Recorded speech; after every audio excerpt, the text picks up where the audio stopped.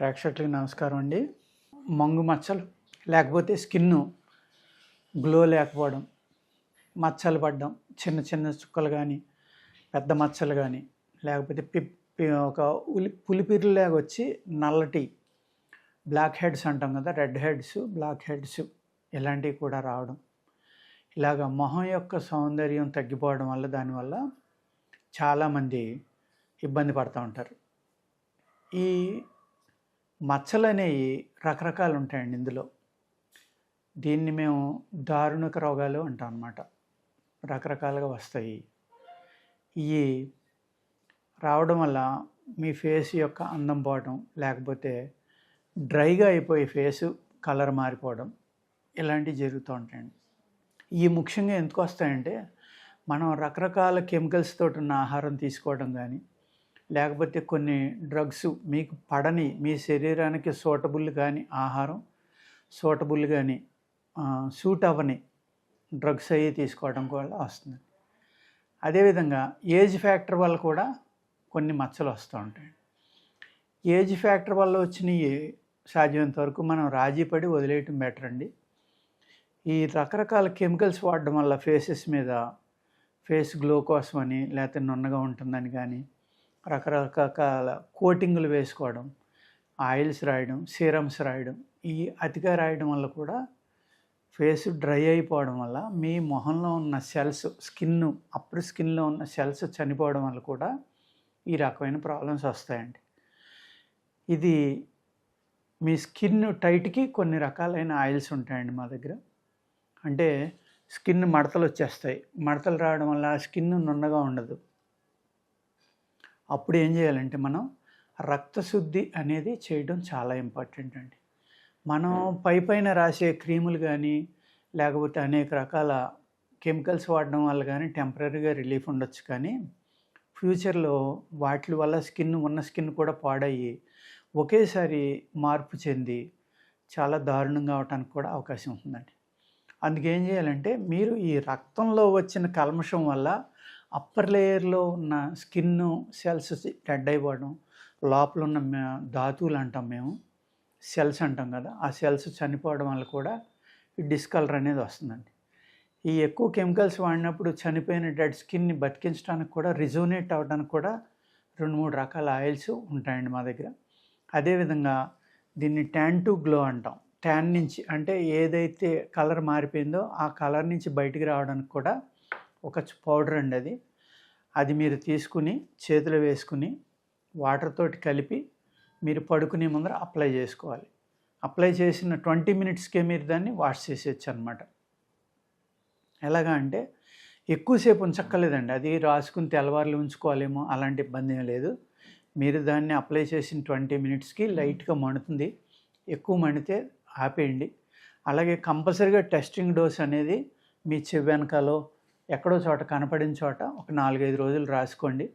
మీకేమీ ఇబ్బంది లేదు అనుకున్నప్పుడే దాన్ని ఫేస్ అంతా అప్లై చేసుకోండి. అప్లై చేసిన 20 నిమిషాల్లో మీరు నార్మల్ వాటర్ తోటి కానీ, లైట్ వామ్ వాటర్ తోటి కానీ కడిగేయండి. కడిగేసి సబ్బులు కానీ, కెమికల్స్ కానీ ఎట్టి పరిస్థితుల్లో వాడొద్దండి.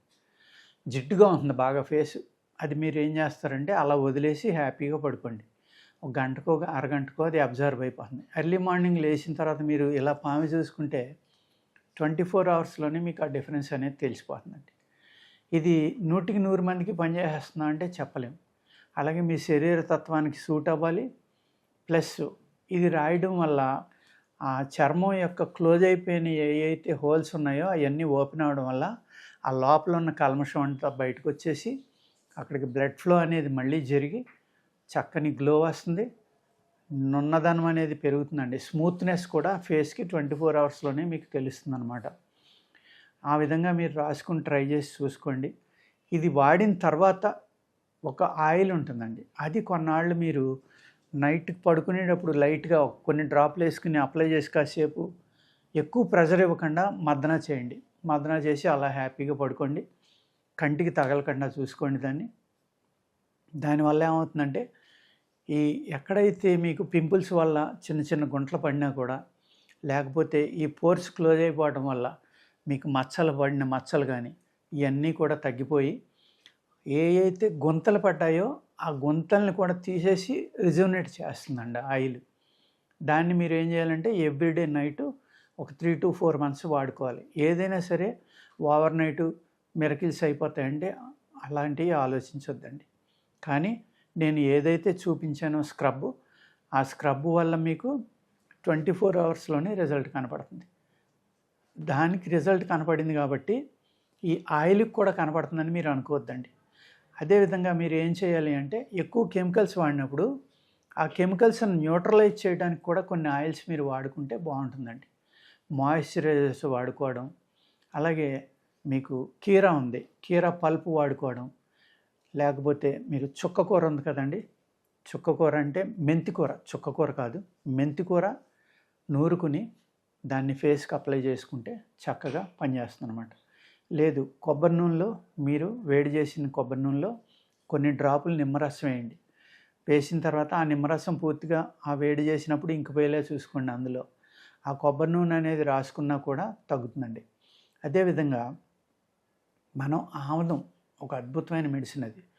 ఆముదాన్ని మీరు ఫేస్కి నైట్ పడుకునేటప్పుడు లైట్గా రాసుకుని పడుకోవడం వల్ల కూడా మీ చర్మం లోపల ఏదైతే ఉన్నాయో బ్లాక్ అయిపోయి మీ హోల్స్ జామ్ అయిపోయి చనిపోయిన డెడ్ సెల్స్ ఇలాంటివి అవన్నీ కూడా బయటికి పంపించేస్తుంది ఆముదం అనేది. ఈ ఆముదంలో వస అంటాం కదా, ఆ వసను పేస్ట్గా చేసి ఆముదంలో వేసి కాసుకున్న ఆముదం రాసుకుంటే ఇంకా చక్కగా పనిచేస్తుంది అనమాట. వస విష పదార్థాలని చంపుతుందండి, ఆముదం బయటికి తీసుకొస్తుంది. ఈ రెండాటితోటి చేసుకున్న ఆయిల్ కనుక మీరు అప్లై చేసుకుంటే ఆముదంతో చేసుకుని ఇంకా చక్కని గ్లో వచ్చి మీ చర్మం చాలా సౌందర్యంగా తయారయ్యి ఈ మొహం మీద మచ్చలన్నీ పోవడానికి కూడా ఆముదం చక్కగా పనిచేస్తుందండి. ఈ విధంగా మీరు వాడుకుని మీ ఫేస్ గ్లోని పెంచుకోవడం, మీ చర్మం మీద ఉన్న మడతలు కానీ మచ్చలు కానీ తగ్గించుకోవడం చేసుకుని అందంగా ఉండవలసిందిగా కోరతా. నమస్కారం అండి.